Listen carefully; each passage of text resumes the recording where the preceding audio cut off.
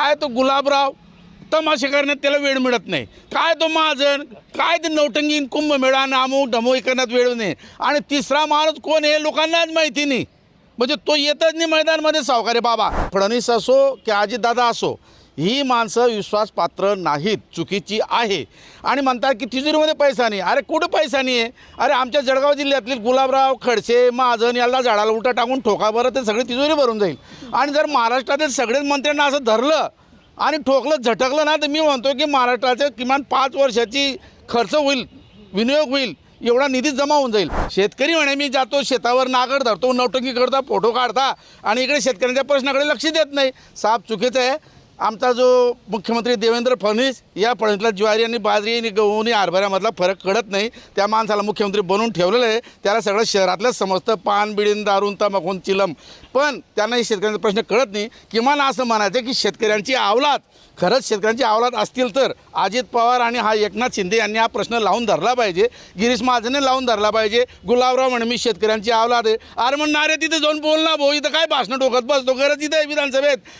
तिजोरी खाली झाली असेल तर आपण सगळे मंत्री तिजोरी भरून देऊ. आमच्या अंमळनेर तालुक्यात जर म्हटलं की अजूनही शेतकऱ्यांना म्हणजे गावांना प्यायला पाणी नाही आहे, तरी तिथले आमदार असो, खासदार असो, लोकप्रतिनिधी कुठलाही असो, ते शेतकऱ्यांचं बोलत नाही. पाणी प्रश्नावर बोलत. त्यांना फक्त एकच माहिती आहे, आपलं घर कसं भरेल, आपलं कामं कसं देता येतील, कामातून मलिदा खाता कसा येईल. शेतकऱ्यांना कर्जमाफी मिळावी यासाठी जळगाव जिल्ह्यातील काही शेतकऱ्यांनी आज जिल्हाधिकारी यांची भेट घेतली आणि त्यांना आज निवेदन सादर केले की जे शेतकरी आहे, जे ह्या सरकारने शेतकऱ्यांना कर्जमाफी सांगितली होती, ते शेतकऱ्यांना कर्जमाफी देण्यात यावी यासाठी या ठिकाणी या शेतकऱ्यांनी निवेदन दिलेलं आहे. आपण आपल्यासोबत काही शेतकरी आहे, आपण त्यांच्याशी बातचीत करणार आहोत. काय सांगणार आज तुम्ही? जिल्हाधिकारी यांची भेट घेतली आहे आणि निवेदन सादर केलेले आहे. जिल्हाधिकारी साहेब आज 2 तासापूर्वी येऊन बसलेले आहेत, तरी अधिकारी साहेब त्यांची व्हिडिओ कॉन्फरन्स चालू असल्यामुळे ते काय भेटू शकले नाहीत. तरी आम्ही पोस्टात निवेदन दिलेलं आहे. निवेदनामध्ये काय काय आहे?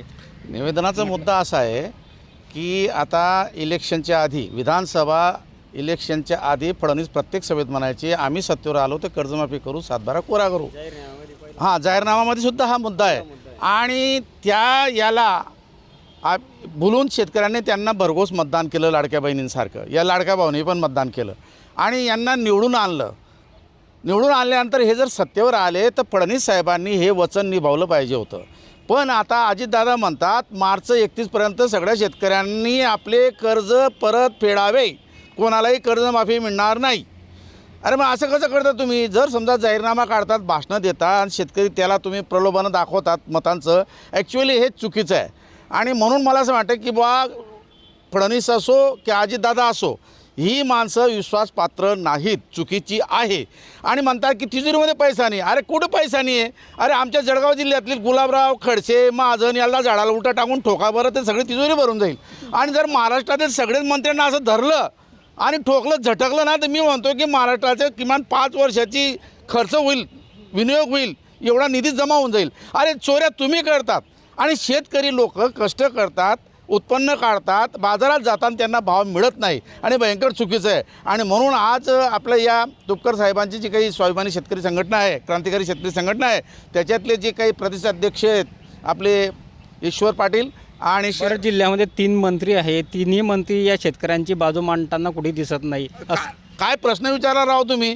काय तो गुलाबराव तमाशे करण्यात त्याला वेळ मिळत नाही, काय तो महाजन, काय ते नौटंगी कुंभमेळा आणि अमुक ढमुक करण्यात वेळ नाही, आणि तिसरा माणूस कोण हे लोकांनाच माहिती नाही. म्हणजे तो येतच नाही मैदानमध्ये. सावकारे बाबा, तर मला काय म्हणायचं की या लोकांनी प्रश्न मांडले पाहिजे. आता हा एकनाथ खडसे म्हणा की विधान परिषद आमदार आहेत, हे गिरीश महाजन विधानमंडळाचे आमदार आणि मंत्री पण आहेत आणि यांना संकटमोचन पण म्हणतात. पण हे दोघं लोक असे लैंगिक काय म्हणतात कलगीतुरा खेळतात, याची शिडी काढू त्याची ईडी काढू. अरे आरामखोरांनो, ते कामं करण्यापेक्षा शेतकऱ्यांचा प्रश्न विधानसभेत विधान परिषद मांडा ना. अरे जाऊन सांगा ना त्या नरेंद्र मोदीला आणि त्या अमित शहाला की बा आम्हाला पैसा पुरवा, आम्हाला शेतकऱ्यांचे कर्जमाफीचं वचन दिलं आहे. आणि कोण म्हणतं पैसा आभार पडणार नाही? कर सांगू तुम्हाला की महाराष्ट्र सरकार एका वर्षात एवढा कर जमा करतं, जर यांनी चोऱ्या केल्या नाहीत मंत्र्यांनी, अधिकाऱ्यांनी, तर मी म्हणतो की 2 वर्षे कर जमा करण्याची गरज पडणार नाही, एवढा पैसा आहे. कारण हे मी जे सांगतो हे काही स्वप्नातलं सांगत नाही, कल्पनेतलं सांगितलं नाही. इनफॅक्टमध्ये मी आत्ताच उदाहरण दिलं तुम्हाला, गुलाबरावला, महाजनला, खडसेला आणि ते कान सावकारीला, त्या अनिल पाटीलला झटकाभर उलटं टाकून जण केवढा पैसा निघतो. अरे आमचे आमदार खामदार जर चोर असतील तर तिजोरी खाली होणारच आहे. अबा अजितदादा कोणचा प्रामाणिक माणूस आहे? तो आपला काय त्याचं नाव एकनाथ शिंदे. अरे काय एकनाथ शिंदे माणूस आहे का यार? प्रामाणिक आहे का? शेतकरी म्हणे मी जातो शेतावर नागर धरतो, नौटंकी करता, फोटो काढता आणि इकडे शेतकऱ्यांच्या प्रश्नाकडे लक्ष देत नाही. साफ चुकीचं आहे. आमचा जो मुख्यमंत्री देवेंद्र फडणवीस, या फडणवीसला ज्वारी आणि बाजरी आणि गहू आणि हरभऱ्यामधला फरक कळत नाही. त्या माणसाला मुख्यमंत्री बनवून ठेवलेलं आहे. त्याला सगळं शहरातलंच समजतं, पान बिडीन दारून तमाखून चिलम. पण त्यांना शेतकऱ्यांचा प्रश्न कळत नाही. किमान असं म्हणायचं की शेतकऱ्यांची अवलाद, खरंच शेतकऱ्यांची अवलाद असतील तर अजित पवार आणि हा एकनाथ शिंदे यांनी हा प्रश्न लावून धरला पाहिजे. गिरीश महाजनने लावून धरला पाहिजे. गुलाबराव म्हणे मी शेतकऱ्यांची अवलाद आहे. अरे म्हणणारे तिथे जाऊन बोल ना भाऊ, इथं काय भाषणं टोकत बसतो? गरज इथं आहे विधानसभेत. तिजोरी खाली झाली असेल तर आपण सगळे मंत्री तिजोरी भरून देऊ, कर्ज काढायची गरज पडणार नाही आणि शेतकऱ्यांना तुम्ही सवलत द्या, कर्जमाफी करा, असं माझं म्हणणं आहे. शेतकऱ्यांना सवलत मिळावी पाहिजे असं. ताई काय सांगणार? तुम्ही आज जिल्हाधिकाऱ्यांची भेट घेतली, काय झालं? काय तुमच्या प्रमुख मागण्या होत्या? मेन जिल्हाधिकाऱ्यांची भेट झाली नाही असं देखील त्यांनी सांगितले. 3 तास झालो आम्ही बसलेलो आहे बाहेर. सकाळपासून मी मुंबईवरून आली. शेतकऱ्यांचं हे प्रॉब्लेम सॉल्व्ह व्हावा म्हणून मी शेतकऱ्यांसाठी लढते. पण प्रश्न काय आहे की आज ते मीटिंग असेल, त्यांच्या काही आपल्या जिल्ह्याचंच काही नियोजन असेल, त्यानुसार आपण त्यांच्यावर आरोप टाकू शकत नाही. पण प्रश्न काय आहे, शेतकऱ्यांचा जो GSTचा प्रकार आहे, पीक विम्याचा प्रश्न आहे, शेतकऱ्यांना कर्ज माफ होत नाही आहे आणि जे शेतकऱ्यांना जे हे काय दिलेलं होतं ते हां, आणि हमी भावाचा प्रश्न आहे. शेतकरी इतके काही हे झालेले, म्हणजे शेती पिकवतात धान्य, एवढं रात्रंदिवस ते उन्हात आणत रात्री, आणि परत वीज नाही त्यांना. रात्री वीज असल्यामुळे त्यांना रात्रभर तिकडे राहावं लागतं. दिवसा पण करायचं त्यांनी मेहनत आणि रात्री पण करायची. त्यांना आरामच नाही आहे आणि तरी त्यांना हमी भाव नसल्यामुळे. आणि त्यांना हमी भाव द्या. देवेंद्र फडणवीस साहेब, तुम्ही शेतकऱ्यांसाठी नाही केलं ना, पुढच्या वेळेस तुम्हाला यूज पण नाही देणार शेतकरी लोक, लक्षात ठेवा. अजून एक यामध्ये तुम्ही आता या निवेदनामध्ये एक प्रश्न दिलेला आहे. निवेदनामध्ये म्हटलं आहे की डांगर येथील जे गाव आहे, खासदार स्मिता वाघ यांच्या गावातील काहीतरी कामांची चौकशीसाठी तुम्ही देखील या निवेदन दिलेलं आहे. काय नेमकं? 8 दिवस पहिले एका वृत्तपत्रात बातमी आली होती की लोकप्रतिनिधींच्या गाव जे डांगर बुद्रुक तालुका अंमळनेर खासदारांचं गाव आहे, त्यांच्याकडे जिल्हा परिषद आमदारकी आता खासदारकी आली, पण तरी जर त्यांचा गावाचा प्रश्न सुटत नसेल आणि त्याला हेडलाईन जर बातमी येत असेल तर उर्वरित जळगाव लोकसभा मतदारसंघात मोठ्या प्रमाणात जे जल जीवन मिशनच्या अंतर्गत कामं सुरू आहेत त्याचा भोंगळ कारभार सुरू आहे. आपण रोज TVला बातमी पाहतो, पेपरला वाचतोय, पण या जल जीवन मिशनमध्ये ठेकेदार आणि अधिकारी यांनी यांचे घरं भरलेत, पण लोकांचा ग्लासभर पाणी अजून प्यायला मिळालं नाही. दुसरी गोष्ट, खासदार साहेबांनी स्वतःच्या गावाचा प्रश्न मार्गी लावत नाही तर लोकसभेमध्ये काय प्रश्न मांडणार आहेत ते लोकांचे. आणि राहिला शेतकऱ्यांवर त्यांनी दाखवून द्यावं. आमचा पाडसर धरणाचा प्रश्न असो, फक्त आमच्या जिल्ह्यामध्ये जेव्हा निवडणूक येते त्यावेळेस मोठमोठे बॅनर लावणे आणि ते बॅनरवरचे आकडे पाहून आम्ही स्वप्नात पाहतो की आकडे खरोखर आहेत का बा, एवढा निधी दिला आहे का. ॲक्च्युली परिस्थिती तशी नाही आहे. आमच्या अंमळनेर तालुक्यात जर म्हटलं की अजूनही शेतकऱ्यांना म्हणजे गावांना प्यायला पाणी नाही आहे, तरी तिथले आमदार असो, खासदार असो, लोकप्रतिनिधी कुठलाही असो, ते शेतकऱ्यांचं बोलत नाही, पाणी प्रश्नावर बोलत. त्यांना फक्त एकच माहिती आहे, आपलं घर कसं भरेल, आपलं कामं कसं देता येतील, कामातून मलिदा खाता कसा येईल आणि त्या मलिदातून 2-5 लोकांना सोबत घेऊन आणि आमच्यासारखे सामाजिक कार्यकर्ते शेतकरी संघटनेत काम करतो.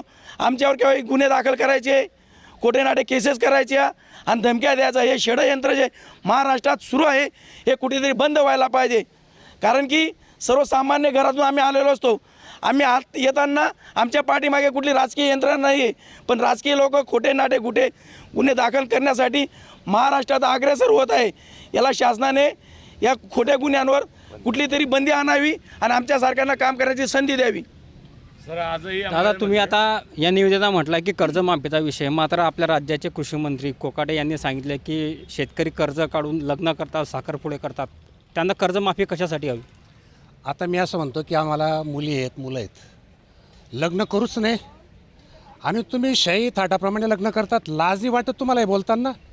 शरम वाटायला पाहिजे कृषी मंत्री तुम्हाला. काय बोलतायत तुम्ही?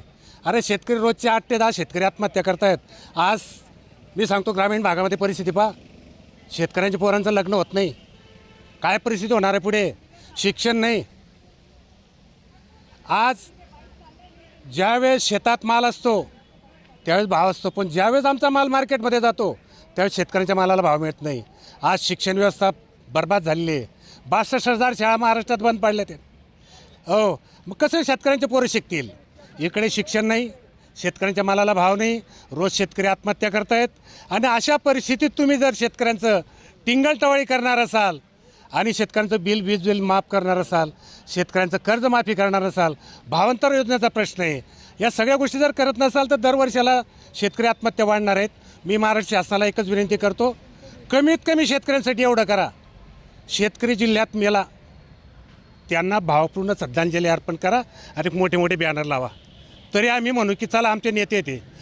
एवढी लाज वाटू द्या की शेतकऱ्याने आत्महत्या केली ना, भावपूर्ण श्रद्धांजली एक बोर्ड लावा चौकात चौकात.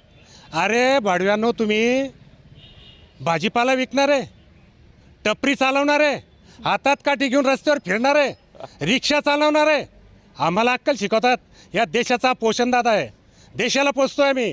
लाज वाटली पाहिजे तुम्हाला, ज्या शेतकऱ्यांच्या जीवावर मोठे झालेत तुम्ही, आणि आज आम्हाला अक्कल शिकवतात.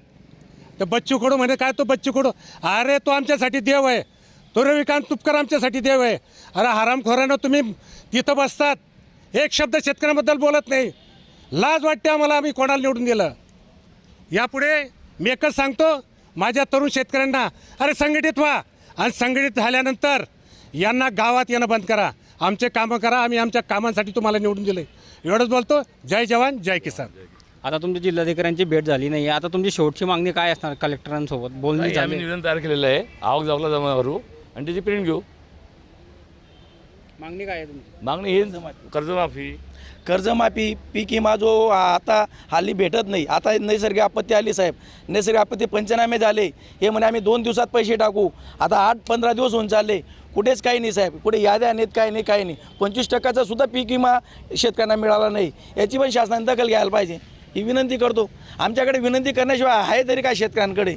सर्व काय आहे त्या राजकीय लोकांकडे. आज आपण म्हणतो लोकशाही, लोकशाही वाटतच नाही. लोकशाहीच्या नावाने एक मोठी हुंदशाही चालू आहे या देशामध्ये.